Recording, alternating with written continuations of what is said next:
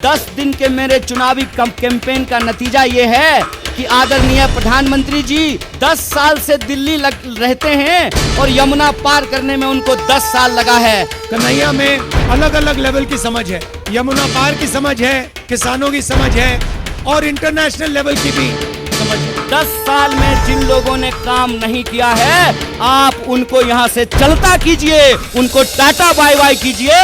ये वो वक्त आ गया है। यमुना पार में जो भी गरीब परिवार है, गरीबी रेखा से नीचे जितने भी परिवार हैं उनकी लिस्ट बनेगी। गठबंधन हमारा सहारा है, भाजपा को भगाना है। जो अच्छा काम किया है तो उन्हीं को तो सपोर्ट करें, जाओ और क्या। कन्हैया कुमार, ये लोग डर गया है कि आ गया कन्हैया।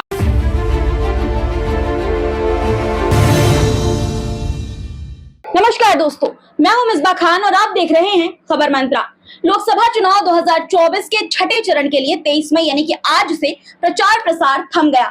25 मई को दिल्ली की सभी 7 सीटों पर चुनाव है। मतदान के 48 घंटे पहले सार्वजनिक सभा, रोड शो और जुलूस के कार्यक्रमों पर रोक लग गई। प्रचार के अंतिम दिन कन्हैया कुमार के लिए राहुल गांधी चुनावी मैदान में उतरे हैं। दोस्तों, दोनों एक ही मंच से हुंकार भरते हुए नजर आए। एक तरफ राहुल गांधी ने पीएम मोदी पर खूब जुबानी प्रहार किया, कांग्रेस कार्यकर्ताओं से कहा कि दिल्ली में 7 सीटों को जीतना है। कन्हैया कुमार के लिए उन्होंने जनता से वोट की अपील की। देखिए पीएम मोदी की एक्टिंग करते हुए मंच से ऐसा क्या बोल गए राहुल गांधी कि पेट पकड़कर हंसने लगे कन्हैया कुमार। कन्हैया में अलग अलग लेवल की समझ है, यमुना पार की समझ है, किसानों की समझ है और इंटरनेशनल लेवल की भी समझ है। मगर अगर एक दिन कन्हैया मुझसे मिलने आए, मुझे कॉन्फिडेंस में लेके बंद कमरे में कह दे कि राहुल जी मैं बायोलॉजिकल नहीं हूं, मुझे परमात्मा ने भेजा है, तो मैं कन्हैया से कहूंगा, हाथ जोड़ के कहूंगा, कन्हैया ये बात तू बाहर मत कह दियो,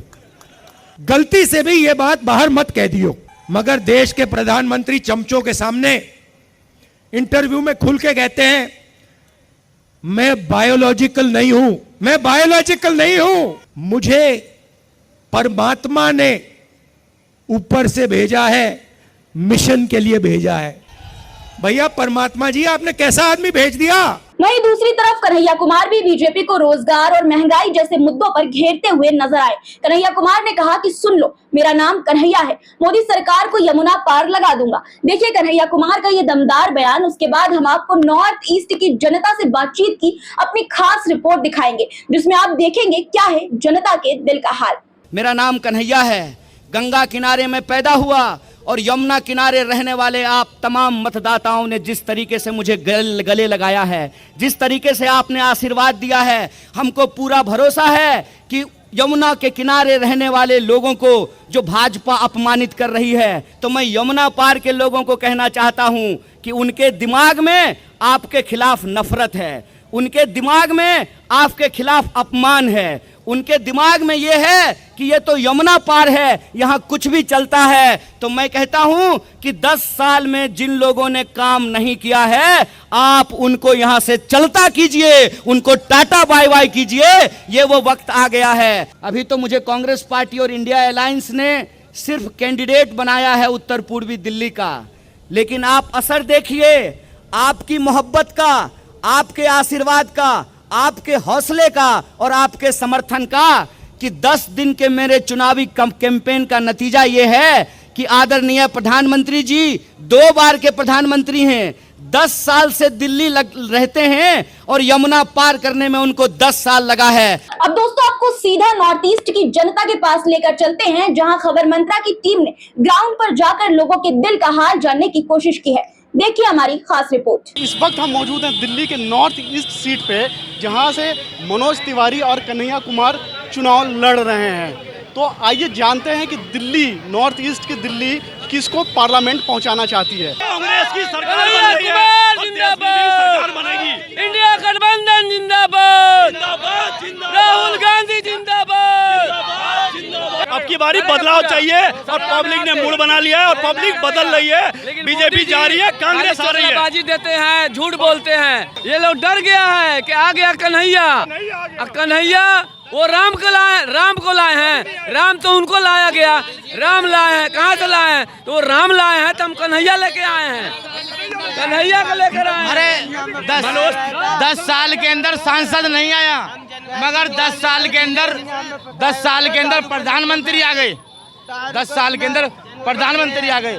इतनी बौखलाहट क्यों है? वो एजुकेशन, पढ़ा लिखा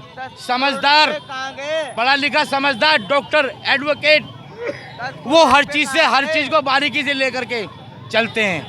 हमें अब बदलाव चाहिए, हमें ऐसा ही पढ़ा लिखा आदमी चाहिए। गठबंधन हमारा सहारा है, भाजपा को भगाना है। भाजपा ने आज तक के क्या करवाया है? नोटबंदी करवाया है। अब तक के महात्मा गांधी को भगाना भी वे चाहते हैं। नोट पे अपना नाम लाना चाहते हैं। आटा कहाँ पहुँच गया, तेल कहाँ पहुँच गया, पेट्रोल कहाँ पहुँच गया, एजुकेशन कहाँ पहुँच गई, ठीक है, सब्सिडी कोई मिल नहीं रही, गैस कहाँ पहुँच गई, कहाँ बैठे हुए बीजेपी वाले, ठीक है, हर चीज़ में महंगाई कर दी है। बच्चों को पढ़ा कौन, खाने पे भी टैक्स दो, पढ़ाई पे भी टैक्स दो, इलेक्ट्रिसिटी पे भी टैक्स दो, हर चीज़ पे टैक्स दो।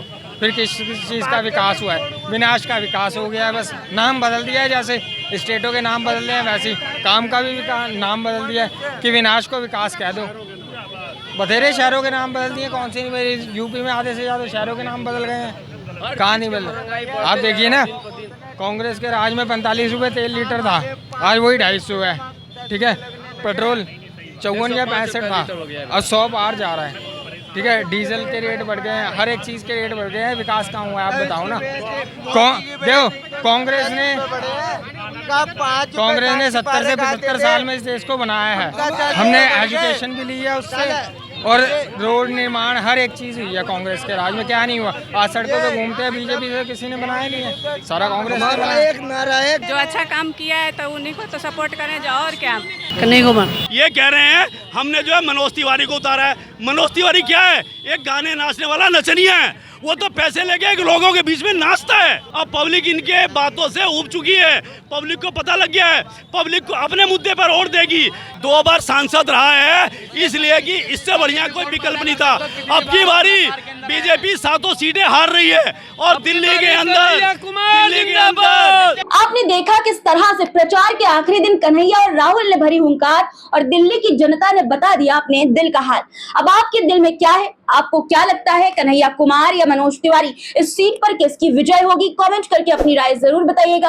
और दोस्तों, हमारी ये रिपोर्ट पसंद आई हो तो हमें सब्सक्राइब जरूर कर लीजिएगा इसी तरह की खबरों को देखने के लिए। नमस्कार।